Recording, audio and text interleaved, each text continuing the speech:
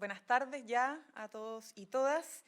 Vamos a contarles algunas cosas del trabajo del gobierno, partiendo en primer lugar por una visita importante que va a realizar nuestro presidente de la República, Gabriel Boric, a la zona sur, particularmente a la región de Ñuble y la Araucanía.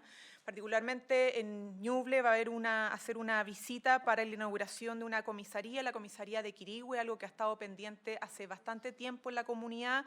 Esto implica fortalecer las capacidades de infraestructura de nuestras policías para atender a la demanda de persecución delictual en la región, pero también en obras que están asociadas a la salud y la educación en estas regiones. Estamos hablando, en el caso de la Araucanía, por ejemplo, del Hospital Comunitario Intercultural de Lonquimay, también algo muy anhelado por la comunidad hace bastantes años, que nuestro gobierno tuvo que acelerar para que por fin se pudiera poner en marcha y evitar que la gente esté teniendo que trasladarse una cantidad de kilómetros importante en regiones para lo básico que es el acceso oportuno a la salud y las atenciones en salud. Y también en la Araucanía, la nueva infraestructura del Liceo Jorge Tellier Sandoval en la comuna de Lautaro son parte de las obras que el presidente de la República va a inaugurar, porque aquí cuando hablamos de protección y de seguridad no hablamos solamente de la seguridad pública, que involucra toda la agenda de persecución y de enfrentar el delito, sino que también hablamos de seguridad social, en materia de salud, en materia de oportunidades educativas, en materia de integración, y por eso es que esta visita va a marcar sin lugar a dudas un antes y un después para la región de Ñuble y la región de la Araucanía con la visita del presidente Boric. En segundo lugar, todos hemos estado conmocionados, preocupados y particularmente nuestro gobierno ocupado con las cifras de homicidio que hemos tenido durante este fin de semana. Queremos decirle que por esta misma razón, como gobierno hemos estado intensificando el despliegue de nuestras policías, en conjunto también con el Ministerio Público, para tener no solo operativos en las calles, más intensos, más intensos y distribuidos en distintos territorios donde antes no se podía llegar por parte del Estado, para tener aumento de detenciones, para también tener una capacidad de eficiencia mayor del sistema de justicia para que estas detenciones terminen evidentemente con prisiones efectivas en nuestras cárceles. Y dado esta efectividad y intensificación de la presencia del Estado en materia de fiscalización, persecución y detenciones, también estamos hoy día con un tremendo desafío, como lo ha dicho el ministro de Justicia, de ampliar las capacidades de nuestras cárceles. Hemos aumentado de manera exponencial las prisiones en el sistema carcelario y eso ha implicado tener que aumentar plazas, como desde hace 15 años no se hacía, crear obviamente nuevos proyectos de infraestructura carcelaria, porque efectivamente no solo el trabajo de las policías, carabineros, PDI, sino que también del Ministerio Público está teniendo como resultado que aquellos delincuentes que roban, que asaltan, que secuestran o que asesinan terminen no en nuestras calles, sino que terminen en las cárceles de nuestro país. En tercer lugar, quisiéramos señalar algo muy importante que pasó la semana pasada en materia de pensiones, que a lo mejor no fue de mucho conocimiento público, pero aprovechamos esta vocería para destacarlo. Ustedes recordarán que tuvimos un acuerdo no solo de procedimiento para la votación de la reforma de pensiones, sino que también con ciertos objetivos para alcanzar. El primero de ellos, evidentemente, mejorar las pensiones del presente y del futuro de nuestros jubilados y jubiladas.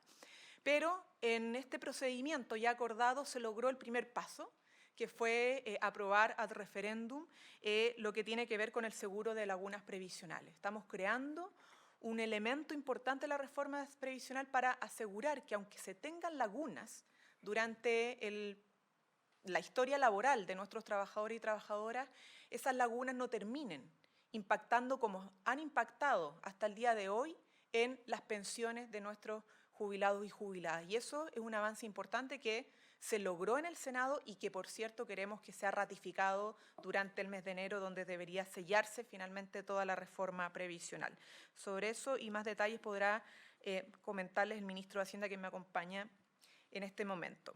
Además, terminamos esta semana con un hito importantísimo para las y los dirigentes sociales.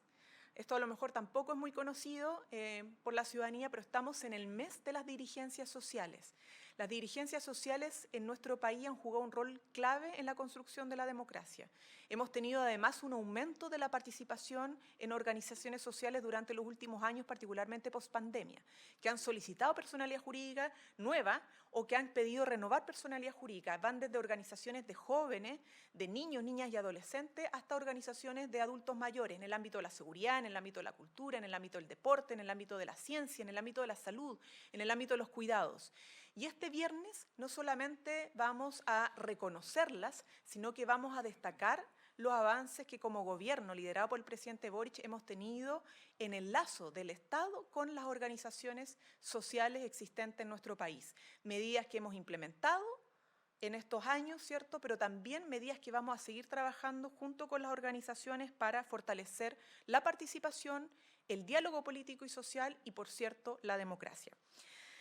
Dejo ahora la vocería con el ministro de Hacienda, quien va a comentarle sobre las cuentas trimestrales y algunos otros datos en materia económica, además de pensiones. Ministro.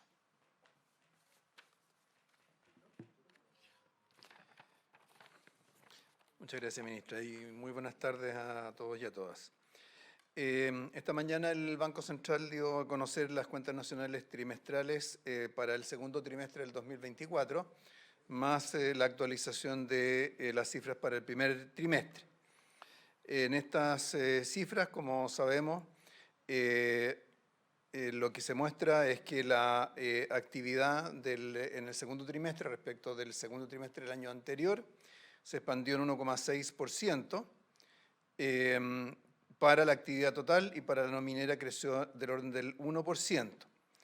Estas cifras se mantienen plenamente en línea con lo que se había reportado anteriormente en los IMASEC de los 3 meses del segundo trimestre. Al mismo tiempo, también hubo una pequeña revisión al alza de las cifras del primer trimestre, donde el crecimiento anual se corrigió desde 2,3% a 2,5%. Al combinar estas dos cifras, lo que nos da es que en la primera mitad del año, comparado con la primera mitad del año pasado, la actividad creció levemente por sobre el 2%. Si hacemos las comparaciones trimestre contra el trimestre anterior, luego de tener un aumento muy significativo en el primer trimestre de este año, en el segundo tuvimos una caída de 0,6%. ¿Esto qué es lo que significa de cara a las cifras del año? Significa que con esta cifra del primer semestre, algo superior al 2%, lo que necesitamos en el segundo semestre es crecer del orden del 3% para que estemos un poco por sobre el 3%, para que estemos en el 2,6% que ha proyectado el gobierno. Y para que eso ocurra, lo que tiene que pasar es que en términos de velocidad, o sea, en la comparación trimestre contra trimestre, la economía tiene que crecer en la segunda mitad del año a la misma velocidad a la que en promedio creció durante la primera mitad del año. Dentro de los componentes de la actividad, destaca del lado de la demanda interna una caída del consumo privado de 0,3% respecto del trimestre anterior, y al mismo tiempo un aumento del consumo de bienes durables.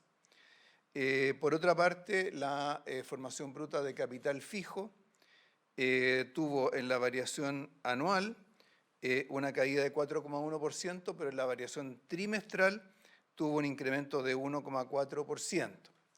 Esto lo que significa es que mientras en la comparación anual esta cifra está reflejando las cifras negativas que tuvimos en trimestres anteriores, por otro lado tenemos un principio de inflexión en esa trayectoria en el segundo trimestre de este año, liderado por la inversión en maquinaria y equipos, que es justamente el componente de la formación bruta de capital fijo que se había contraído más durante los trimestres anteriores. También es destacable el crecimiento de las exportaciones, que se expandieron en 7,3%. Recordemos que estos son cuentas nacionales, estos registran actividad. Por lo tanto, este 7,3% no tiene que ver con el precio del cobre, sino que tiene que ver con la actividad minera, no solamente de cobre, sino que también de litio y otros minerales. Este crecimiento de las exportaciones, unido a una caída de las importaciones, significa que tuvimos en la cuenta corriente, en el año terminado, en el segundo trimestre, tuvimos un déficit de 3,1% que está algo por debajo de lo que es el promedio histórico del orden de 3,5%. Esta misma expansión de las exportaciones, comparado de las exportaciones mineras en particular, comparado con el comportamiento de la producción, es lo que explica la caída de inventarios en la minería, que al sumarse a la formación bruta de capital fijo da para la inversión una cifra más negativa.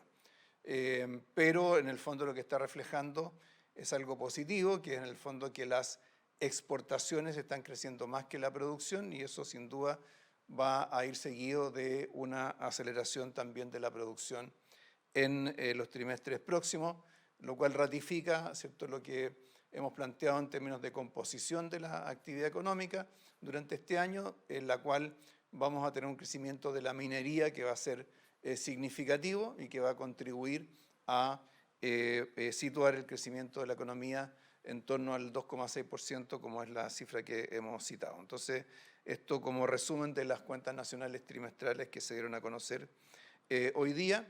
Y solo para complementar la referencia que hacía la ministra a la reforma previsional, creo que es muy valioso no solo que se haya votado o se haya aprobado al referéndum el primer artículo, sino que haya sido en una de las áreas que normalmente han recibido poca atención en propuestas anteriores de reforma, que es cómo aumentar la densidad de cotizaciones. Hoy en día el promedio de los afiliados al sistema de pensiones tiene una densidad de cotizaciones de 51%. En otras palabras, dejan de cotizar durante prácticamente la mitad de su vida laboral.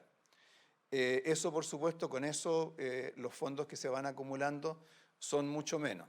Con el seguro de lagunas se contribuye a reducir esas lagunas o aumentar la densidad de cotizaciones en el orden de entre 2 y 3% adicional a ese 51%.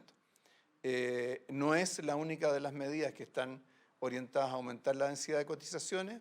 La próxima semana vamos a discutir otra de las propuestas, que es la de un mecanismo simplificado de cotización para trabajadores por cuenta propia, y de acuerdo a lo que se señaló en su oportunidad, además el Ejecutivo ha propuesto medidas adicionales para aumentar densidad de cotizaciones y de esa manera permitir que se generen mejores pensiones en el futuro. Las propuestas de la reforma para mejorar las pensiones actuales sí van a estar también incorporadas en la agenda, como la vamos a ir viendo en las próximas semanas. Pregunta. Sí, buenas tardes para el ministro Marcel. Volviendo un poco a las cifras que se dieron a conocer hoy día, ministro, con el PIB del segundo semestre de 1,6 y esta disminución de la demanda interna, ¿el gobierno está pensando en medidas adicionales para impulsar la economía? Y lo otro es saber si esta suerte de freno ha sido mayor a lo que esperaba, considerando la meta que tenemos de fin de año, que usted mismo manifestaba, del 2,6. Sí, bueno, cuando en su momento actualizamos nuestras cifras de actividad para el año, nosotros señalamos que suponíamos que la actividad no se iba a seguir expandiendo al mismo ritmo de lo que ocurrió el primer trimestre, que es un trimestre en que se conjugaron varias cosas que fueron favorables, pero eso por supuesto no siempre se mantiene todo el tiempo. Y por esa razón, ¿cierto?, en aquel momento proyectamos 2,7, después lo ajustamos a 2,6, pero estamos más o menos en los mismos órdenes de magnitud. O sea, lo que ha estado ocurriendo hasta ahora va en línea y es consistente con una proyección de 2,6%, pero por supuesto tenemos que preocuparnos de que en el segundo semestre del año algunas de las variables que están rezagadas se vayan vayan ganando en dinamismo. Por eso valoramos en particular esta inflexión en materia de formación bruta de capital fijo, que también se refleja en las actividades del sector, en la actividad del sector construcción, que en este trimestre, respecto al trimestre anterior, tuvo una variación positiva después de todos los problemas que ha tenido este sector en los últimos años. Nosotros tenemos muchas medidas en el Congreso, particularmente reformas legales, que buscan agilizar la inversión. Hemos ido avanzando en la discusión de varias de ellas, así que esperamos que con estas cifras se te ayuden también a motivar a los parlamentarios a que podamos avanzar más rápido en la tramitación de estos proyectos. Destaco especialmente aquellos que tienen que ver con los temas de permisos para inversiones, pero también, por ejemplo, tenemos un proyecto de estímulo al turismo, a la industria turística, que acaba de ser aprobado en la Cámara de Diputados y le queda entonces el trámite en el Senado, y así hay varios otros proyectos que van en la misma dirección. ¿Cómo está, ministro? Buenas tardes. Pese a haber alcanzado este acuerdo del protocolo en el Senado en relación a la reforma de pensiones, hay críticas que vienen desde la Cámara de Diputados donde dicen que no es vinculante para ellos este acuerdo que se alcanzó ahí. Lo decía la diputada del Frente Amplio, Gail Jomans, el día de ayer, el día de hoy, en una entrevista. ¿Cómo se toman ustedes esas críticas? Ya dice que esperan poder seguir incidiendo en el debate para terminar finalmente con las AFP. Y por otro lado, desde la UDI dicen que no hay acuerdo, que si día les preguntan, no están los votos de la UDI para poder sacar adelante esta reforma y que sigue este nudo en hacia dónde va a ir este 6% de cotización adicional. Sí, bueno, cuando se logra un acuerdo en una Cámara del Congreso, uno no está esperando que eso sea automáticamente vinculante con la otra Cámara. Lo que está esperando es que lo que se genere a partir de ese acuerdo, que en este caso es un acuerdo que tiene un componente procesal importante, ¿cierto?, sea positivo en términos de los objetivos que todos hemos buscado, incluyendo, ¿cierto?, los parlamentarios de los distintos sectores. Así que yo creo que lo que hay que hacer acá, más que, ¿cierto?, sospechas o problemas, es preocuparnos de que en la materialización de este acuerdo, en la implementación de este acuerdo, con todos los temas que vamos a ir discutiendo para adelante, ¿cierto?, algunos de estos temores o dudas se vayan despejando. En ese sentido es evidente, ¿cierto?, que este protocolo, que fijó, por un lado, definió ciertos objetivos compartidos, definió ciertos focos específicos, y luego un procedimiento, por supuesto, tiene que ser rellenado con lo que se vaya aprobando en materia de acuerdos, en principio ad referéndum, ¿cierto?, como fue definido en ese protocolo, y luego, ¿cierto?, el despacho del proyecto por el Senado a comienzos del próximo año. Entonces, yo diría, dediquémonos a trabajar en darle contenido y darle musculatura a este acuerdo, y cuando eso haya ocurrido no me cabe duda de que todos los sectores se van a sentir adecuadamente representados. ¿Qué tal? Muy buenas tardes, ministra Vallejo. Una pregunta respecto a este fin de semana, nuevo fin de semana violento en la región metropolitana. Yo quería preguntarle por el plan Calle Sin Violencia. ¿Este no está funcionando? ¿Cuál es la lectura que se realiza en torno a ese plan en particular? Y sobre el fast track legislativo, ¿a qué se debe la lentitud para tramitar esta agenda en materia de seguridad? ¿Hay proyectos priorizados? Mire, el plan Calle Sin Violencia no solo ha funcionado, sino que su refuerzo ha tenido resultados en el corto plazo. Tenemos más de 1.700 carabineros y carabineras ya desplegados en las calles. Eso se ha visto en distintos barrios, territorios, comunas, que fue el compromiso del presidente Gabriel Boric, se está cumpliendo, pero además esa presencia policial, gracias a los operativos Enjambre, por ejemplo, que es parte del plan Calle Sin Violencia, nos ha permitido más de 200 detenciones.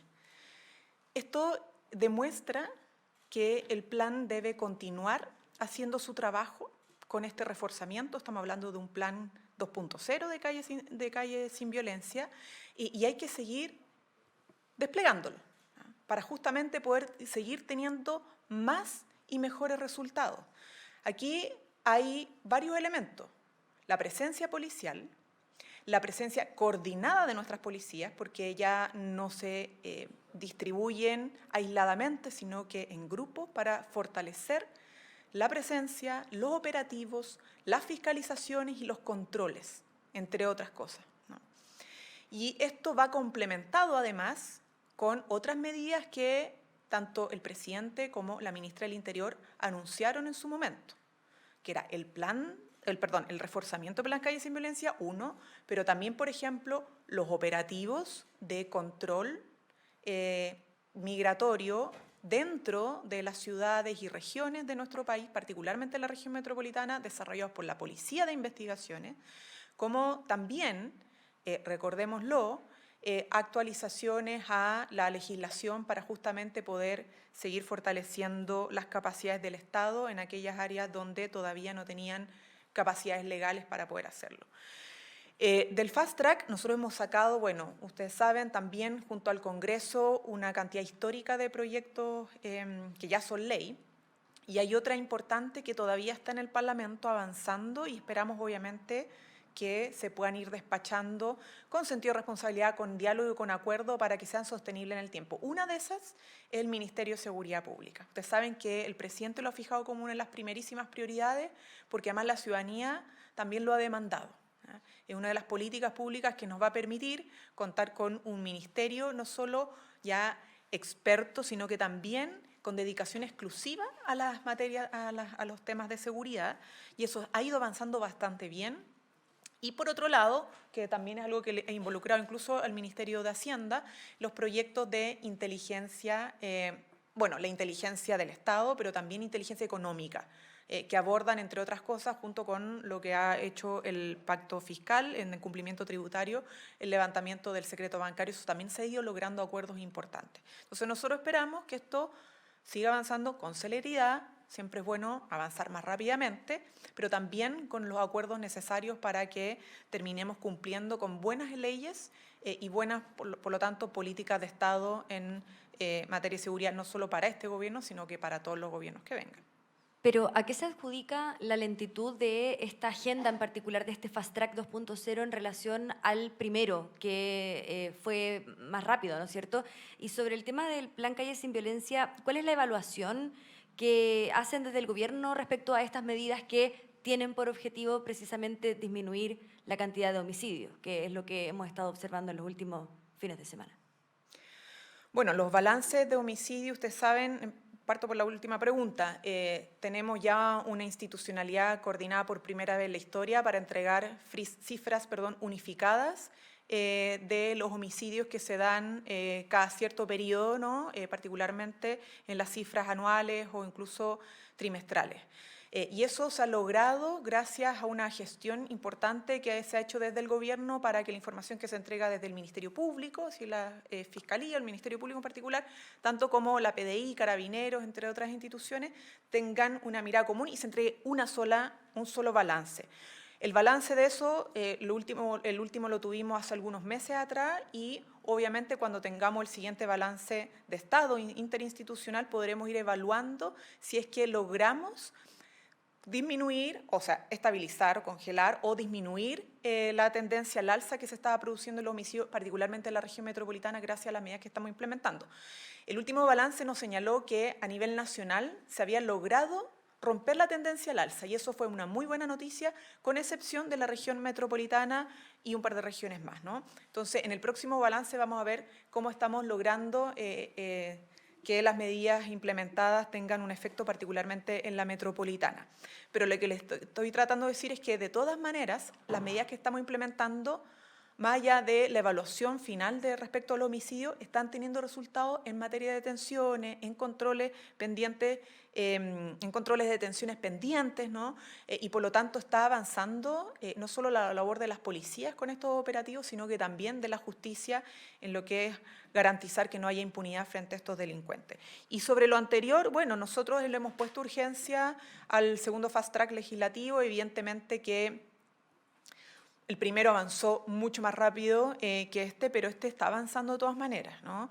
Y sabemos que no depende solo de la urgencia del Ejecutivo, sino que también del trabajo, de la disposición y de los acuerdos que se produzcan en el Congreso, al Ejecutivo le interesa muchísimo y al Presidente de la República que estos proyectos no solamente salgan con sentido de urgencia, sino que salgan con los más amplios acuerdos para que sean, insisto, políticas de Estado y no solamente leyes cortoplacistas. Ministra, llevándola a otro tema, la ministra del Interior, Carolina Toá, abordó este fin de semana, en conversación con El Mercurio, las intenciones de avanzar en reformas al sistema político.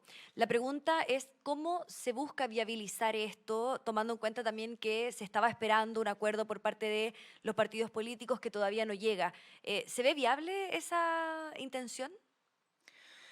Viable y necesario, el presidente lo ha señalado en varias oportunidades. Lo último que señaló es que tenemos un desafío muy importante en Chile para mejorar las capacidades institucionales de la política, para alcanzar acuerdos que le permitan al país seguir avanzando en progreso, en derechos sociales, en seguridad.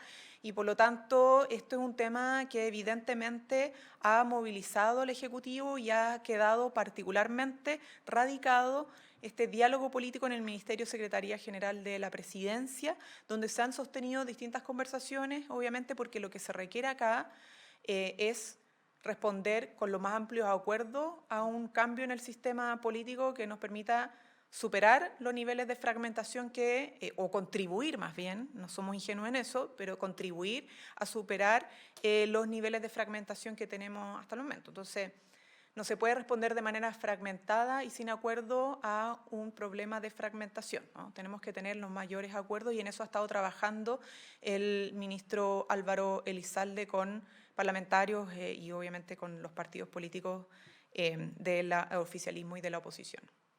Buenas tardes, ministros.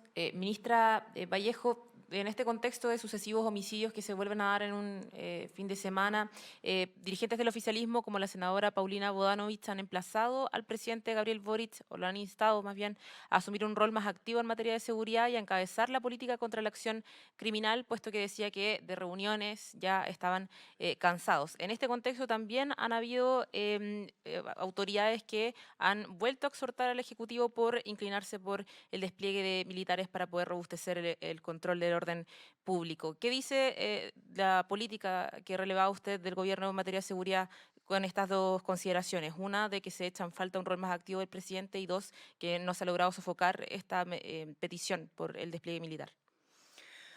Primero, si hay una mayor presencia de nuestros militares en la frontera es por mandato del presidente. Si hay mayor presencia de las policías desplegadas en operativos es por mandato del presidente de la República. Si tenemos hoy día un plan nacional contra el crimen organizado es por mandato del presidente Gabriel Boric. Si hemos logrado un aumento histórico en el presupuesto de seguridad es por mandato del presidente Gabriel Boric. Si hemos logrado ir modernizando a nuestras policías es por mandato del presidente Gabriel Boric. Es decir, aquí pretender desconocer el liderazgo del presidente en la cantidad de políticas públicas que hemos implementado y que incluso han sido aprobadas gracias a los parlamentarios que hoy día señalan algún tipo de cuestionamiento es porque justamente ha sido gracias al liderazgo y al mandato del presidente Gabriel Boric. Evidentemente que en materia de seguridad todavía hay temas pendientes y el segundo fast track legislativo da cuenta de eso. Tenemos proyectos de ley por sacar aún, ¿no? Tenemos tareas que en conjunto con el Parlamento debemos asumir con celeridad y responsabilidad. Pero todos esos avances son gracias a el mandato, disposición e instrucción del presidente de la República y avanzan en la medida también, sobre todo cuando se trata de leyes, gracias a la disposición y acuerdo de los parlamentarios y parlamentarias. Entonces tenemos que entender que en esto, insistimos, hay una política de Estado, no una política personal, ni menos, obviamente, de carácter coyuntural, electoral. Cuando mejoramos en seguridad es porque los distintos poderes del Estado se ponen detrás y hay un presidente evidentemente decidido a enfrentar esta materia como lo ha hecho el presidente de la República. Ministra, en otras materias sobre el debate de las presidenciales, ayer lo planteado por la ministra Toá en el Mercurio, la pregunta que surge sobre su pronunciamiento respecto a esta materia, si es que es un anhelo del gobierno frente a estos comicios el que se realice una primaria amplia del oficialismo, y también cómo observan que esta carta que se empieza a perfilar desde la moneda para las presidenciales, como es la ministra Toá, no logre todavía el nivel de influencia que marca la expresidenta Michelle Bachelet. Miren, el Ejecutivo tiene una gran valoración por distintos liderazgos en el oficialismo, dentro del gobierno, fuera del gobierno, en gobiernos locales, en el propio Parlamento, y así lo ha señalado el presidente de la República, lo cual genera un escenario positivo para las proyecciones de una alianza que debe seguir dando respuesta a las necesidades urgentes de nuestro país, ¿no? Desde una mirada progresista, desde una mirada de izquierda o de una mirada de la centroizquierda unida con la izquierda, para justamente poder seguir avanzando como lo hemos logrado ir haciendo. Ustedes verán en los últimos años, ¿no?, con 40 horas, con el salario mínimo, con el copago cero, con esta política de Estado en materia de seguridad, entre otras materias. Y por lo tanto, lo que espera el gobierno es que, teniendo importantes liderazgos, se ha destacado principalmente mujeres, pero no solamente mujeres, ¿no?, se logre, o los partidos logren, la mayor unidad para empujar efectivamente las candidaturas y los acuerdos que sean necesarios en los próximos eventos electorales. Por lo pronto, todavía estamos en una situación donde no estamos a puertas de las grandes definiciones, eso es algo para probablemente ya el próximo año. Nuestra esperanza está depositada obviamente en la capacidad que tengan los partidos de lograr esa mayor unidad, pero nuestra tarea como gobierno es gobernar en función de los compromisos que hemos hecho a los ciudadanos en las áreas que les he señalado, ¿no? Sacar adelante la reforma de pensiones, seguir avanzando en seguridad, terminar, ¿cierto?, con el plan de emergencia habitacional que comprometimos, entre tantas otras materias que el presidente comprometió ante el país al ser electo, pero también en cada una de sus cuentas públicas. Ministra, ¿preocupa al gobierno el desgaste que están teniendo algunos ministros que enfrentan crisis? Se lo pregunto por Pardo o por Grau, en el caso del alza de las cuentas, después la situación de los cortes de energía, la situación de cirúrgica Huachipato. Se lo pregunto porque ese desgaste también afecta al gobierno, más allá de la evaluación de las carteras. Y si el gobierno, como han señalado algunos diputados del oficialismo, no descarta que también se hagan algún tipo de ajuste en el equipo, considerando un nuevo aire que quizás necesitarían esas carteras. El presidente ha elegido a sus ministros y ha puesto a trabajar a sus ministros para enfrentar las urgencias, las emergencias y las dificultades. Para eso se gobierna. Y frente a las urgencias, emergencias y dificultades, han estado todos nuestros ministros trabajando más intensamente en ciertos momentos que otros. Y le ha tocado particularmente al Ministerio de Economía y al Ministerio de Energía enfrentar coyunturas difíciles, particularmente por irresponsabilidad e indolencia de algunas empresas. Y lo hemos señalado públicamente. Pero eso no ha evitado, muy por el contrario, que nuestro gobierno haya tomado cartas en el asunto para poder ir a resolver y atender lo que es importante, que no es el desgaste o el intenso trabajo de un ministro o ministra, sino que es las necesidades de las personas.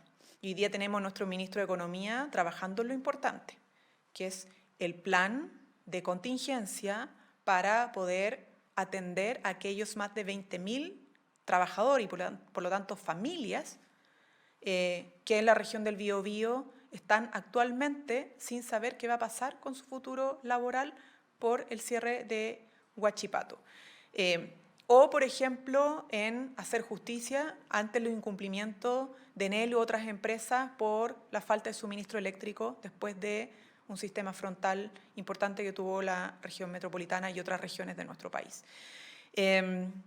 Vuelvo al punto, lo importante es lo de fondo, que es seguir trabajando por las personas, porque los ministros y ministras de Estado están para enfrentar las dificultades y atender a las necesidades que enfrentan las familias frente a esas dificultades.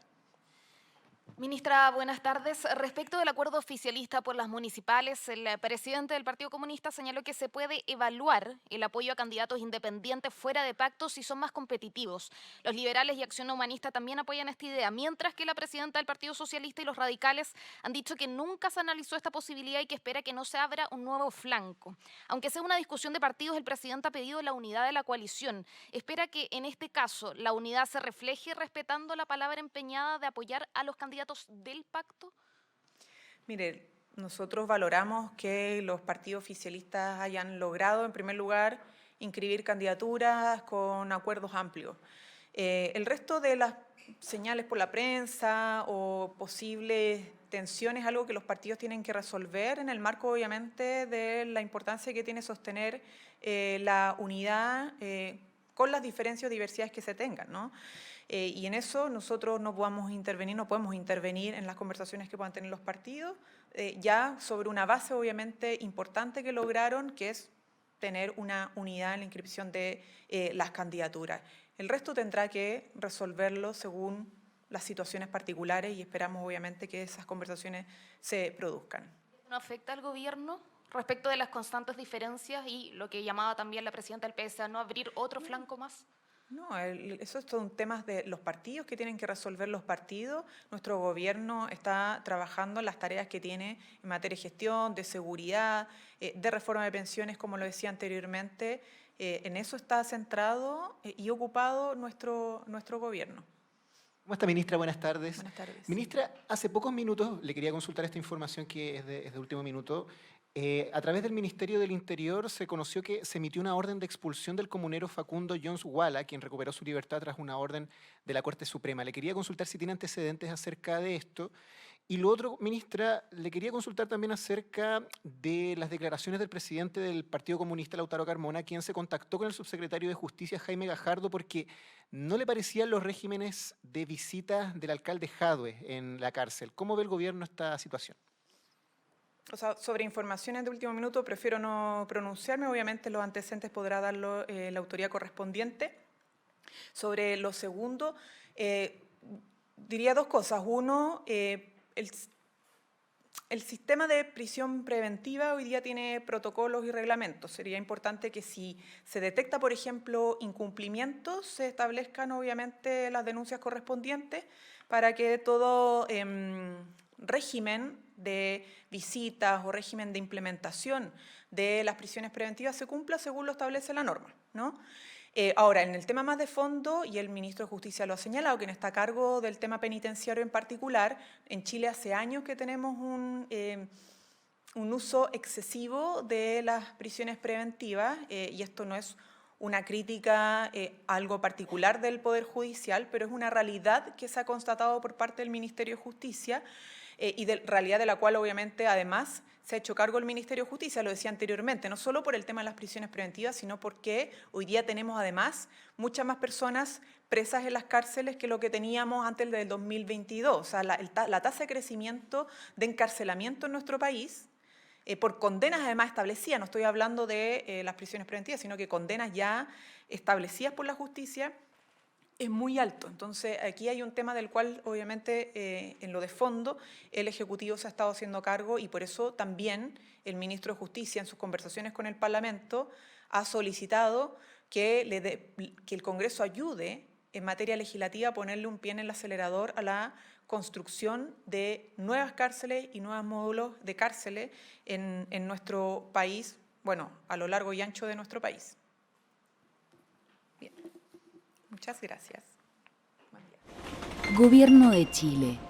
Chile avanza contigo.